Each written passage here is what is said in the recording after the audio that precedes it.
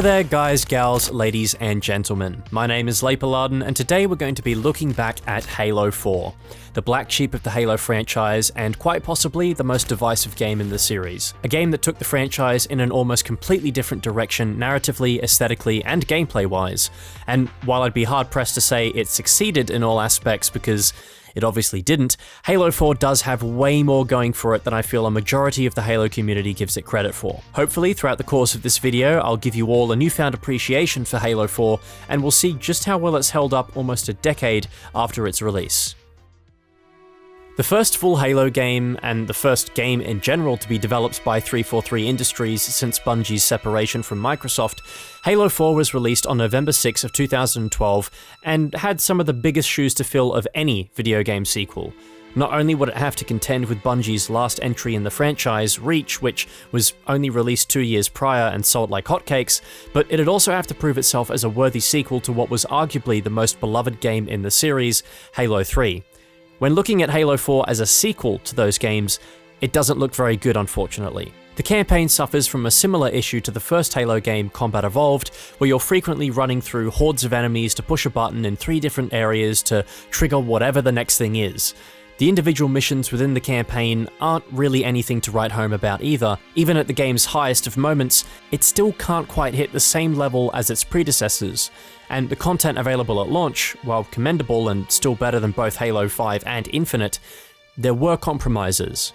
But looking at Halo 4 from a different perspective, less of it as a sequel to Halo 3 and more of an epilogue that explores the aftermath of that game, it starts to take on a different personality, and I'm a little more agreeable with it. What Halo 4 might lose in terms of campaign replayability and fun, it more than makes up for with its incredible story and graphical presentation that still, to this day, holds up. And to think this game was made for the Xbox 360. The biggest gripe I see leveled at Halo 4, which is also for some people their favourite aspect of the game, is the characterization of Master Chief and Cortana. Bungie notably took a very bare-bones and backseat approach when it came to Chief's character, and as Joe Staten famously said in this Halo 3 vidoc, one of the keys to the success of the story is we didn't pump a lot of time into figuring out who the Master Chief was and why he was a ghost in the shell. We thought he is a husk, he's a big green suit of armor that you move around. And that might have worked for a while, but Chief was becoming noticeably more vocal throughout the course of the games and was starting to grow a personality other than just being big green shooty boy who sounds like Clint Eastwood. When factoring in all the expanded lore like books, comics, films, and other material that contributed to Chief's character and fleshed him out, it obviously became apparent to 343 while they were developing this game, and to a fairly sizable chunk of the Halo community too, that Master Chief was more than just a quiet, stoic super soldier. He was human, just like you or me, and had suffered through some pretty serious shit. The other justification for this sudden change in character is that Halo 4 is really a fish out of water story. Chief is arguably being challenged more in this game than he ever has been before. Killing hordes of Covenant? Not a problem. He's been doing that for the last 20 plus years. The hero of humanity in the last Spartan? Well, not anymore, as suddenly there's hundreds of Spartans and he isn't really that special anymore. The shining example of the best a soldier can be, not really, as he disobeys orders for the first time in the series, is frequently talked down to, and after years of conflict is considered to be nothing more than an old, antiquated piece of military tech.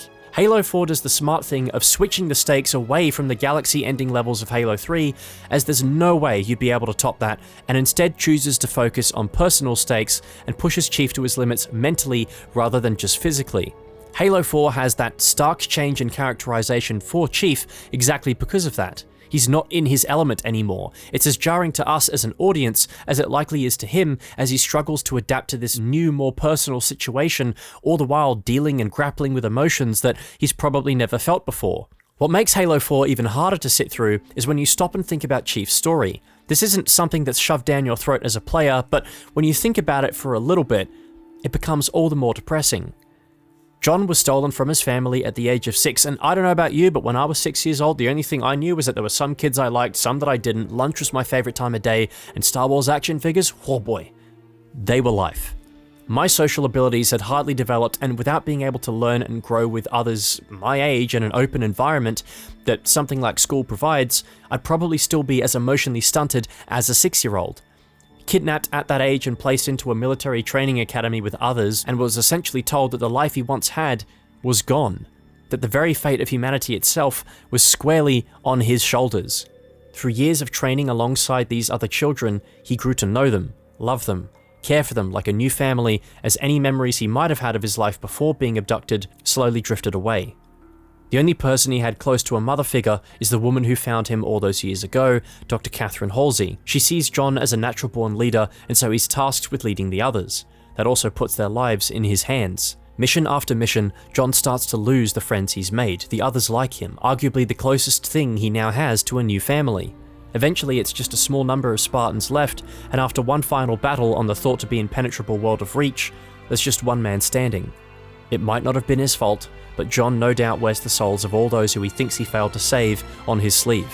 When John is given Cortana, he's not just being given a new AI to help him in combat, he's also being given a friend and an aching reminder of the family he once had with the other Spartans and Dr. Halsey. The relationship with her is one that is infinitely more complicated than just friendship. Imagine going through hell and back with this person, someone who was always there by your side, helping you through thick and thin, then you're hit with the news that this person is dying. The last person you can call a friend, someone who understands you like no other. You do anything in order to try and help them. And that's exactly what John tries to do. He goes through mission after mission, fighting his way through the Covenant, Prometheans, and whatever else is thrown his way, all to try and save the last connection he has to the family he once had.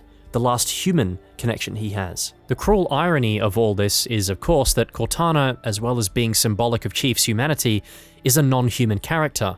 Coming to terms with death is something that we as humans normally just ignore on a day-to-day basis, despite it being a reality that we face all the time. Death is a natural part of life that follows us everywhere and could happen at any given moment, but like the Master Chief, it's not something we stop to ponder, as there's always a mission ahead of us, always something that needs doing. Whereas Cortana has to ponder this inherently human concept and struggles over the course of the game, as the thing that she values the most, her mind, slowly starts unraveling before our very eyes. Like the emotionally stunted child that Chief is, still that 6-year-old boy underneath the thick titanium composite plates of armor, Chief tries his hardest to ignore this, focusing only on the mission ahead. He doesn't see failure as an option. Years of indoctrination has led him to believe that he will win, similarly to how he always won those games of King of the Hill on his childhood playground. Whenever faced with a daunting topic like this moment in the campaign, for all that, I'll never actually know if it looks real, if it feels real. Chief fiddles with his gun like a child with their favorite toy. When Cortana tells him that she's not coming with him this time, he doesn't want to hear it. He fights till the very last moment to try and get Cortana to stay with him, appeals right to the very end. But this time, it's not enough. This time the legendary Master Chief doesn't finish the fight, and regardless of how hard he tried, he still loses. What do you think that would do to a man?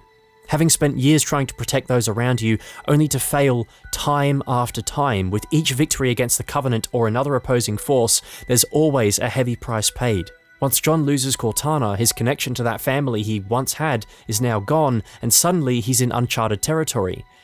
The last bit of advice she gave him was to figure out which one of them was the machine.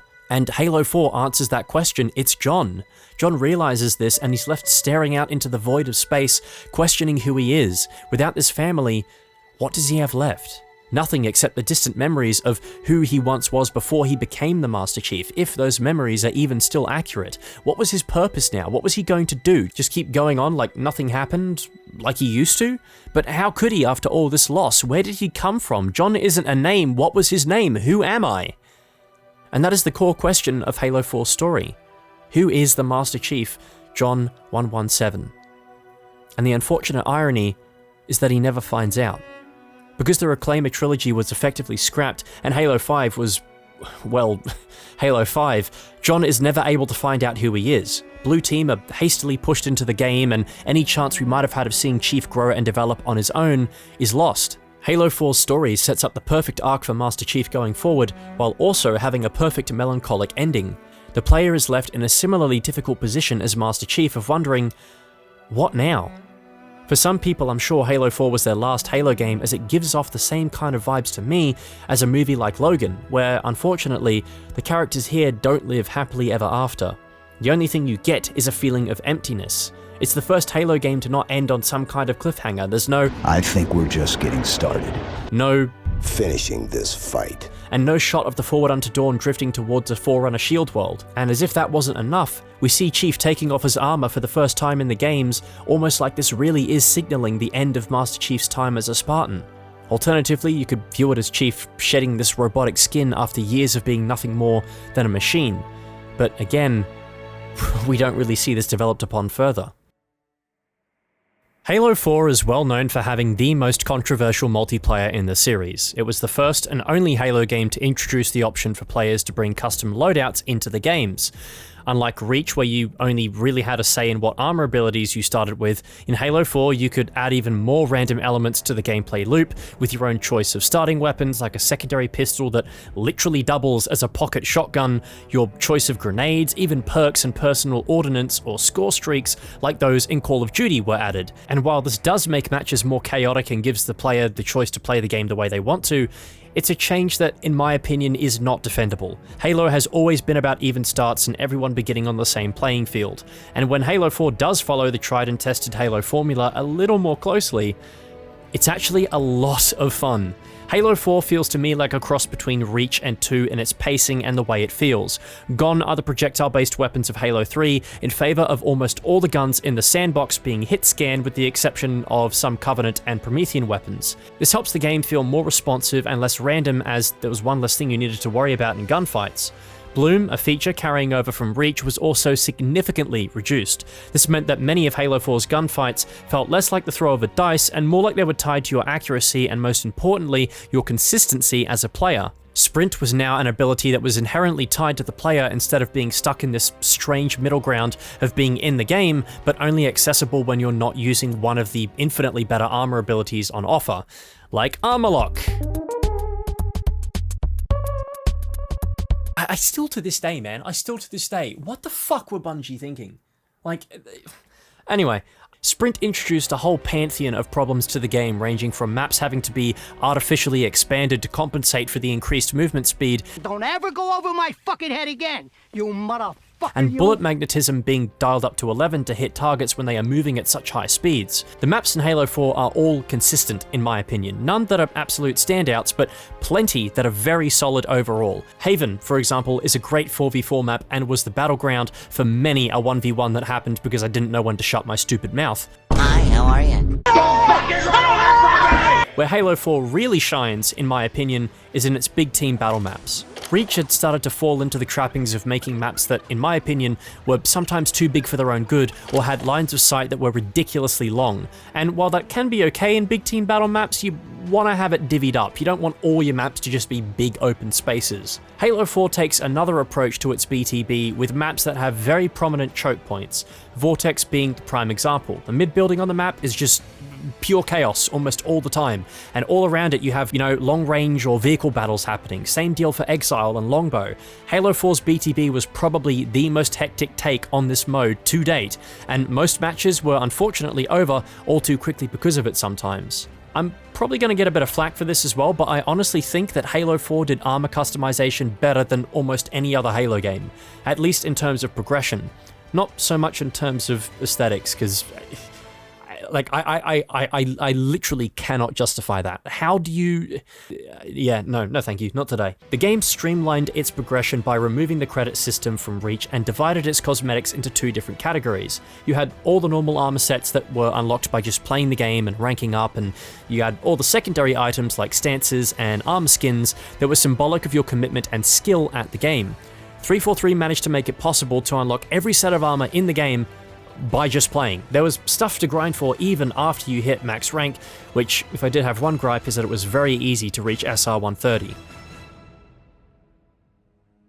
Forge as well, I think, was an improvement on Reach's in some respects. Having a multitude of Forge canvases, each with their own unique palette of items with certain texturing on those pieces to better fit with the aesthetic of the Forge map, was a great idea. Reach's Forge was incredible, and it is still to this day, but having played it for years, Forge World got kind of boring after a while. Every map made on Reach's Forge just devolved into this same silver and green hodgepodge of pieces. Each canvas on Halo 4 is different from the last and has its own positives and drawbacks. Impact has an incredible skybox and assortment of really great prefabricated tunnels and other space station-y pieces. When combined with the right effects filters and with Halo 4's then new dynamic lighting mechanic, it led to some really, really cool and atmospheric maps where people were able to do amazing things with the light, creating harsh shadows and making maps genuinely dark and difficult to see in. Erosion had the most variety in terms of locations to build in, ranging from an indoor warehouse-like area similar to Foundry from Halo 3 and the rocky outdoor area. Ravine and Forge Island are probably the two that share the most similarities. I think Ravine is the weakest of the maps on offer, and while Forge Island is a very bare-bones canvas, I can't help but feel like it's maybe a little too bare bones. One of the complaints leveled at 343 for Halo 4's Forge mode, that's a lot of fours in that sentence, was that the canvas maps were a little too cluttered with pre-existing buildings and terrain. So 343's solution was to just give everyone 3 flat mushrooms in the middle of the water. Yeah, love that. There was a lot you could get away with on Forge Island though, glitching inside the islands and under the water to fill your maps with a thick haze made for some really great horror maps. If nothing else, Halo 4's Forge was, up until Halo 5's, the most diverse Forge mode we had and led to each map feeling different from the last one. Sometimes having an empty canvas to work with can be great as it allows you to build from the ground up, but that massive empty space can be daunting. Having some structures, terrain, and limitations to work around, I think helped inspire the Forge community to work within the confines of what they had been given and turn existing areas into something really special and almost completely unrecognizable from what they used to be. Spartan Ops is really where Halo 4 falls flat on its face for me. While it was a great idea in theory, an episodic series that would continue over the course of the game's life cycle and pick up the story from where it left off in campaign, it fails on just about all fronts to be a compelling mode and honestly makes me wish we had Firefight instead. The maps in Spartan Ops are usually repurposed ones from campaign or even multiplayer in some cases, with a bunch of enemy AI slapped on them for good measure. On higher difficulties, the games typically devolve into me running into a horde of enemies, killing a few, then respawning back at a safe zone to do it all over again, as death doesn't really have any consequence in this mode. There's no checkpoint system and as such no real penalty for death, as you just respawn like it's a game of multiplayer.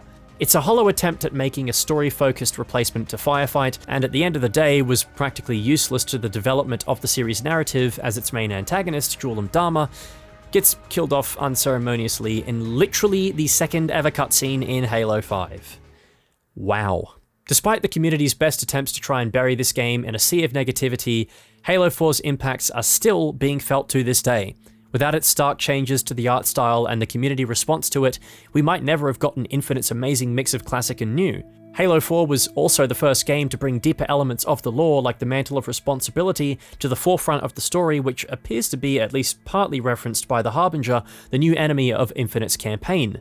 And most importantly, it seems as though Chief is still feeling the repercussions of Cortana's loss, with everything she said, unfortunately, coming to fruition. They'll pair you with another AI. Maybe even another Cortana model if Halsey lets them. But with it, Chief also carried the most important lesson of them all. You say that like soldiers and humanity are two different things. And soldiers aren't machines. We're just people. His interactions with other people are, for lack of a better word, more human than previous games. Chief seems more inclined to offer a word of reassurance to those around him than to just quietly drop in, kill all the banished and refuse to elaborate any further. As much of a Chad move as that is, it's an even bigger Chad move to realize that these people serving alongside you are more than just machines. Fucking hell, am I having a stroke or something? Are more than just machines, and that they're not as cool, calm and collected as a 7-foot super soldier who's been doing this for several decades. You know, people always ask, what are the Marines doing? Not always how they're doing. And I feel like post-Halo 4 Chief would be more inclined to, you know, really sit down and have a beer with his fellow Marine comrades and, you know, really get to know them. While the story for campaign is personal and tugs at the heartstrings, it's also undoubtedly a jarring transition from Halo 3 to this, and not to everyone's liking. While the multiplayer feels responsive and smooth, the introduction of custom loadouts and doubling down on armor abilities is obviously a very lousy appeal to Call of Duty fans and a direct spit in the face to people who didn't enjoy Reach's multiplayer. Halo 4 is by no means a perfect game. I'd go so far as to say objectively, it's not even a great Halo game like games before it were. But I'll tell you what it was for me. It was my Halo game. I might have dived into this series with Halo 2 and played through every game since, and Halo 3 might be my favorite, if not my favorite game of all time, but Halo 4 was very special to me. It came out during that perfect age where I was young enough to not worry about the obligations and responsibilities of being an adult, while still having the freedom to stay up as late as I wanted to and have the TV all to myself. I will never forget the countless hours I put into this game, whether it was sweating it up in games of Oddball, going on a 26-win streak, my first Unfriggin' Believable in a game of Big Team, the many maps I created on the unique and varied Forge canvases, the friends I made in custom game lobbies, some of which I still know and talk to regularly. The way I felt after completing the campaign and just sitting through the credits as Never Forget played, just trying to take in everything that happened as my childhood felt like it got completely crushed. In a good way though, I might add. It was a good kind of emotion. Halo 4 might have been the jumping off point for many people in the community, but for me, it felt like I was just getting started.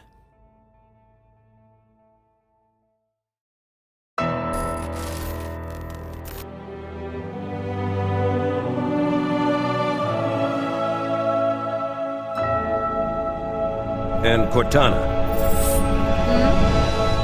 Let's give our old friends a warm welcome.